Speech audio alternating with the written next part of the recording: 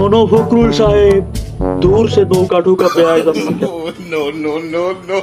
শোনো ফখরুল সাহেব, ওদের ক্ষমতা কখনো কমে না, কারণ ওরা আমাদের মতো যেখানে সেখানে ক্ষমতা দেখায় না। ওরা সময় মতো শক্তি দেখায়, আর সেইখানেই তারা সফল হয়। এই মৌলবাদীদের ইতিহাসটাই এমন। তারা জালিমের জুলুম ধৈর্য ধারণ করে সহ্য করে, পরে আল্লাহ পাক তাদের সহায় হয়ে সেই জুলুম থেকে তাদেরকে উদ্ধার করে রাজত্ব তাদের হাতে তুলে দেয়। তুমি আরো বলছো বাংলাদেশ জামায়াতে ইসলামকে তুমি সমর্থন করো না। তুমি সমর্থন না করলে কি হবে? জনগণ সমর্থন করলেই হবে।